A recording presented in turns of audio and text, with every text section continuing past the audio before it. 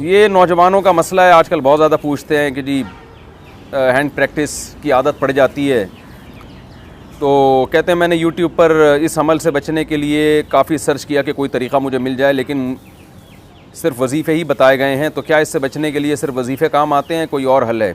India से किसी ने पूछा है। ये मसला ये है कि ये वजीफ़ों से नहीं छूटती है बीमारी, वजीफ़ों से तो इसका कोई ताल्लुक़ नहीं है। सबसे पहली बात तो ये जल्द से जल्द शादी करें। आप निकाह ना करने के ये वबाल हैं कि इंसान उल्टे सीधे कामों में लग जाता है, एक बात तो ये। दूसरा, अपना कॉन्सेप्ट क्लियर करें इस बारे में। आजकल बाज़ डॉक्टर इसको बहुत प्रमोट कर रहे हैं और कह रहे हैं इससे सेहत को कोई नुकसान नहीं होता, तो ये बात बिल्कुल गलत है। इससे सेहत को नुकसान होता है। इस बारे में एक और डॉक्टरों की राय भी यही है, ये नहीं जो मैं बात कर रहा हूँ, इसको भी डॉक्टर इसकी तायद करते हैं। बाज़ डॉक्टर कहते हैं इससे नुकसान होता है। और सबसे बड़ी बात ये कि डॉक्टरों की तहकीक बदलती रहती है। एक चीज़ जो नेचर के ख़िलाफ़ है, एक चीज़ जिससे इस्लाम ने रोका है, वो सेहत के लिए मुफीद नहीं हो सकती। एक प्रोसेस रखा है ना, एक नेचुरल प्रोसेस रखा है, आप उससे हट के किसी और तरह से अपने आप को डिस्चार्ज करना शुरू कर दें, तो ये कैसे पॉसिबल है कि नुकसान नहीं होगा? आज डॉक्टर कह रहे हैं नुकसान नहीं है, कल यही डॉक्टर कहेंगे तबाही बर्बादी हो रही है। तो पहली बात तो अपना एक कॉन्सेप्ट क्लियर करें कि इससे सेहत को नुकसान होता है, क्योंकि अगर आपने ये मान लिया ना कि नुकसान नहीं होता, तो फिर मोटिवेशन और ज़्यादा कमज़ोर हो जाती है। इससे इंसान कहता है कि कोई नुकसान तो है नहीं, तो करते रहो।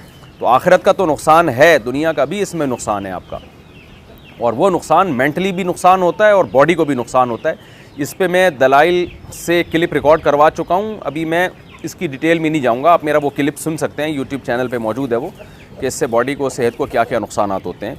और ये जो डॉक्टर लोग कह रहे हैं ना कोई नुकसान नहीं है, बिल्कुल गलत कह रहे हैं। कल कह देंगे कि नुकसान है, तो साइंस की तहकीकात बदलती रहती हैं, और बहुत से डॉक्टर कह भी रहे हैं कि नुकसान है इससे।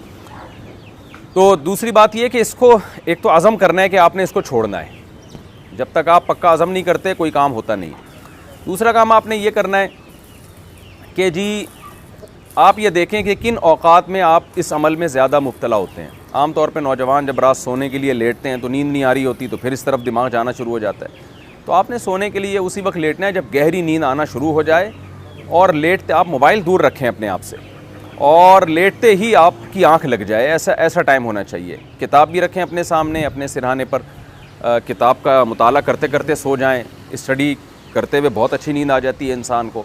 ऐसे तकिया लगाया, स्टडी करना शुरू किया और सो गए। ये काम भी करें आप। दूसरा काम क्या करना है आपने, एक्सरसाइज़ की आदत डालें। आदमी जब मेंटली हेल्दी होता है ना, तो ये उल्टे सीधे कामों में नहीं लगता वो, और अपने आप को जब अच्छे कामों में थकाता है तो बुरे कामों से अपने आप को बचाता है। सुबह उठ के ज़बरदस्त किस्म की जॉगिंग करें, और शाम के टाइम पे आप जिम जाएं, खूब अपने आप को थकाएं, उसके बाद अच्छी खुराकें खाएं, आपको अच्छी नींद आएगी। फिर जब आपकी बॉडी बनना शुरू होगी, आप शीशे में अपने आप को देखेंगे कैसा हैंडसम स्मार्ट नज़र आ रहा हूँ मैं, तो हर वो काम से आपको बचने का जज्बा पैदा होगा जो आपकी बॉडी के लिए, आपकी मेंटली सेहत के लिए नुकसानदेह होगी। ये भी करना चाहिए। एक बात ये भी सोचना चाहिए कि जो लोग इस अमल में मुब्तला होते हैं, निकाह के बाद उनको ज़ौजा से हम बिस्तरी में जो लज्जत आनी चाहिए, जिस पीक की लज्जत आनी चाहिए, उससे वो महरूम हो जाते हैं। और ये भी है कि जब ये ज़्यादा आदत पड़ती है ना, तो निकाह के बाद भी ये काम फिर छूटता नहीं है। यानी शादी के बाद भी ये इंसान इसी से सेटिस्फाई होता है, तो बहुत टाइम लग जाता है फिर छोड़ने में उसको। तो और एक अहम काम ये भी करना है कि ये जो हैंड प्रैक्टिस की आदत पड़ती है लड़कों को, बदनज़री की वजह से पड़ती है। आपने फौज फिल्में देखी, लड़कियों को देख रहे हैं, इधर उधर आप गलत चीज़ों को देख रहे हैं, ज़ाहिर है शहवत भड़कती है, फिर उससे इंसान जब तक पूरा ना करे तो सेटिस्फाई नहीं होता। तो ये सारे इसके नुकसानात हैं। ये सब काम जब आप करेंगे, ये सब जो सोचने का काम है वो सोचेंगे, और जो करने का काम है आप वो करेंगे। टाइम पे सोना, टाइम पे उठना, जॉगिंग करना, जिम जाना, फिर मुफीद कामों में अपने आप को खर्च करना, स्टडी, मुताला, कोई नई ज़बान सीखना शुरू कर दें। तो जब आप अपने आप को बिज़ी रखेंगे, और सबसे पहले शादी की जल्द से जल्द फ़िक्र करनी है आपने। अच्छा, बाज़ हकीम लोग डरा देते हैं कि जी आप तो ये करते हैं तो आप तो शादी के काबिल ही नहीं हो। भाई आपको तो ज़्यादा ज़रूरत है शादी की, आपकी बुराई छूटेगी नहीं जब तक आप शादी नहीं कर लेते। यानी सही पूरा वेश इस बुराई से बचने का तो जो सही प्रॉपर तरीका है वो तो यही है। तो ये सारे रास्ते आप इख्तियार करें। फिर भी अगर गुनाह हो जाता है तो अल्लाह ताला से तौबा इस्तिग़फ़ार करें। और एक अहम बात यह कि अपने ऊपर कोई जुर्माना भी रखें। ये जितने मैंने पॉइंट बताए ना, आप एक कॉपी में लिख लें सारे के सारे।